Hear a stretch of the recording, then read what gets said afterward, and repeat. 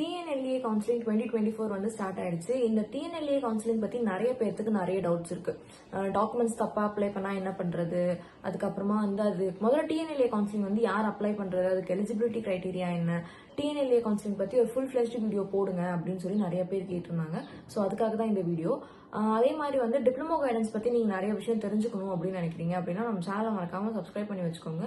So that உங்களுக்கு அது யூஸ்ஃபுல்லா இருக்க வாய்ப்பு இருக்கு. ஸோ வாங்க வீடியோக்குள்ள போகலாம். TNLA கவுன்சிலிங்னா என்ன அப்படின்னா ஒன்றும் இல்லை, டிப்ளமோ முடிச்சு இல்லை பிஎஸ்சி முடிச்சு போறவங்க இன்ஜினியரிங் காலேஜில் லேட்டரல் என்ட்ரியா டைரக்ட் செகண்ட் இயரியா ஜாயின் பண்றதுக்கான ஒரு சான்ஸ் தான் வந்து TNLA கவுன்சிலிங். ஓகேங்களா? இப்போ இது வந்து என்ன அப்படின்னா TNLA கவுன்சிலிங் எப்படி நடக்குது அப்படின்னு கேட்டீங்கன்னா ஃபர்ஸ்ட் வந்து அப்ளிகேஷன் ப்ராசஸ் நடக்குது. இந்த அப்ளிகேஷன் ப்ராசஸ் எப்படி நடக்கும் அப்படின்னு பார்த்தீங்கன்னா 1 month நடக்கும். 1 monthல வந்து உங்களோட அப்ளிகேஷன் டாக்குமெண்ட்ஸ், உங்களோட பேரு, ஊரு, நீங்க வாங்கின மார்க்கு, உங்களோட பர்சன்டேஜ், CGPA, இந்த மாதிரி எல்லா விதமான இன்ஃபர்மேஷன்ஸையும் கொடுத்து நீங்க வந்து அப்ளிகேஷன் வந்து ஃபர்ஸ்ட் ஃபில் பண்ணிடுவீங்க.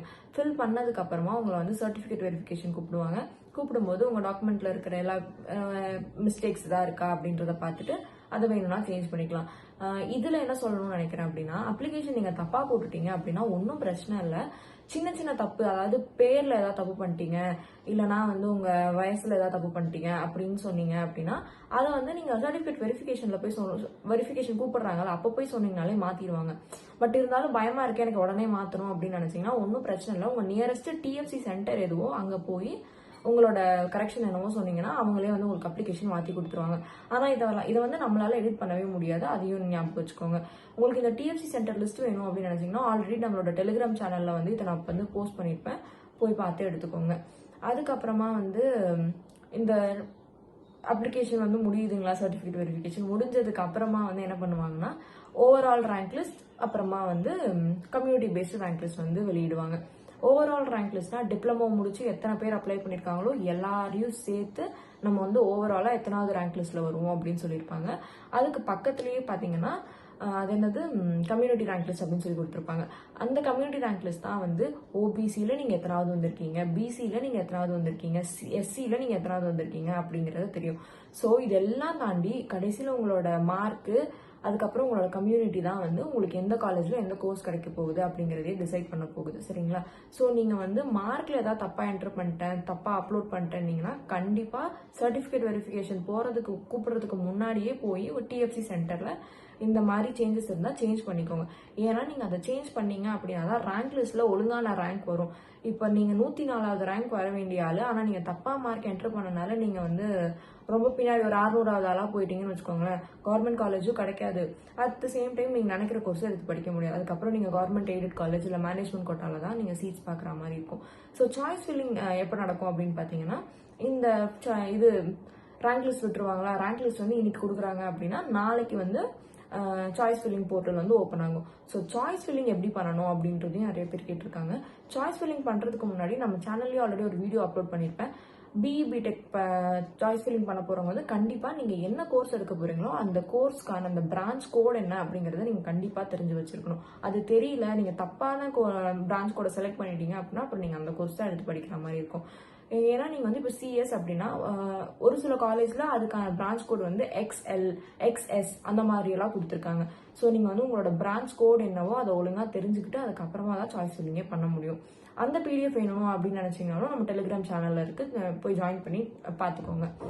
ஸோ சாய்ஸ் ஃபில்லிங் வந்து ஒரு காலேஜ் செலக்ட் பண்ணலாமா, 2 காலேஜ் செலக்ட் பண்ணலாமான்னு கேட்டீங்கன்னா நீங்க வந்து முடிஞ்ச அளவுக்கு ஒரு 40 to 50 காலேஜஸ் வந்து செலக்ட் பண்ணிக்கோங்க. சரிங்களா? ஏன்னா நம்மளுக்கு தெரியாது நம்ம எதுல வெயிட்டிங் லிஸ்ட்ல இருப்போம், எதுக்கு வந்து நம்மளுக்கு உடனே கிடைக்கும் அப்படின்னு நம்மளுக்கு தெரியாது. நம்மளுக்கு நம்மளோட எலிஜிபிலிட்டிக்கு இருக்கிற காலேஜஸ்லாம் வந்து அங்கே ஷோ பண்ணியிருப்பாங்க.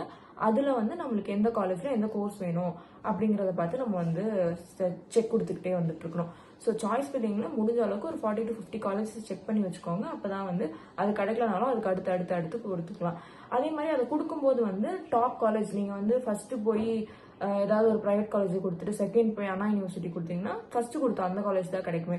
அதனால ஃபர்ஸ்ட் நீங்க வந்து கவர்மெண்ட் காலேஜஸ் எல்லாம் கொடுத்துட்டு அதுக்கப்புறமா பிரைவேட் காலேஜஸ் எல்லாம் கொடுக்க பாருங்க. ஸோ தட் கவர்மெண்ட் காலேஜ்ல கிடைக்கிறதுக்கான வாய்ப்புகள் நிறையவே இருக்கு.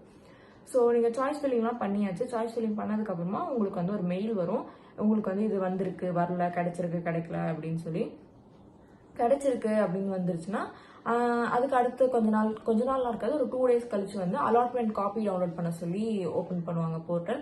அதில் போய் நீங்கள் எப்பயும் போல் உங்களோட பாஸ்வேர்ட், யூசர் நேம் பாஸ்வேர்ட் கொடுத்து நீங்கள் வந்து உங்களோட அலாட்மெண்ட் காப்பியை டவுன்லோட் பண்ணிக்கலாம். அந்த அலாட்மெண்ட் காப்பி தான் வந்து ஃபைனல் காப்பி. அது இருந்தால் மட்டும்தான் உங்களால் வந்து காலேஜ்க்கு போய் உங்களோட டாக்குமெண்ட்ஸ் எல்லாம் கொடுத்து காலேஜே ஜாயின் பண்ண முடியும்.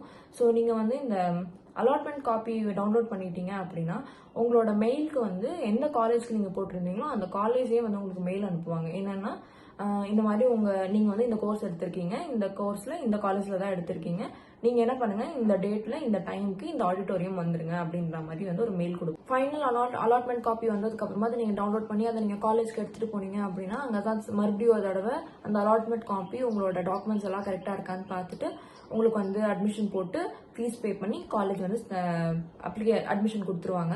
ஸோ காலேஜ் எப்போ ஸ்டார்ட் ஆகும் அப்படின்னு கேட்டிங்கன்னா, லாஸ்ட் இயர்லாம் வந்து நான் போட்டப்போ எப்படி இருந்துச்சுன்னு பார்த்தீங்கன்னா August 24 தான் வந்து அட்மிஷனுக்கே கூப்பிட்டாங்க. அப்போ தான் நான் வந்து காலேஜுக்கு போய் அட்மிஷனே போட போனேன். ஸோ மேபி போன தடவை விட இந்த தடவை வந்து ஒரு 5 days டிலேவாக தான் கவுன்சிலிங்கே ஸ்டார்ட் பண்ணியிருக்காங்க. ஸோ அதே மாதிரி கொஞ்சம் டிலேவாக சான்சஸ் இருக்குது. ஸோ ஆகஸ்ட்க்கு மேலே செப்டம்பரில் தான் அதான் ஆகஸ்ட் லாஸ்ட் இல்லை செப்டம்பர் ஃபர்ஸ்ட் வீக்கில் தான் வந்து காலேஜ் ஸ்டார்ட் ஆகிற மாதிரி இருக்கும். ஸோ டிஎன்எல்ஏ கவுன்சிலிங் பற்றி ஃபுல் ஃப்ளெஷ்டாக சொல்லிட்டேன்னு நினைக்கிறேன். உங்களுக்கு இதையும் தாண்டி ஏதாவது டவுட்ஸ் இருக்குது, இல்லை டாக்குமெண்ட் நீங்கள் அப்ளிகேஷன் போடும்போது ஏதாவது தப்பு பண்ணிட்டீங்க, அதில் ஏதாவது டவுட்ஸ் இருக்குது அப்படின்னா வித்தவுட் எனி இது தயக்கம் இல்லாமல் நீங்கள் வந்து கீழே கமெண்ட்லேயும் கேட்கலாம். அப்படி இல்லை தனியாக கேட்கணும் அப்படின்னு நினச்சிங்கன்னா கீழே வந்து வாட்ஸ்அப் லிங்க் கொடுக்குறேன், அதில் போயும் கேளுங்க. ஏதாவது உங்களுக்கு இந்த பிடிஎஃப்ஸ் தான் தேவை அப்படின்னு நினச்சிங்கன்னா டெலிகிராம் சேனலில் போய் ஜாயின் பண்ணி நீங்கள் அந்த பிடிஎஃப்ஸ் எல்லாம் டவுன்லோட் பண்ணிக்கோங்க. So all the best for your features.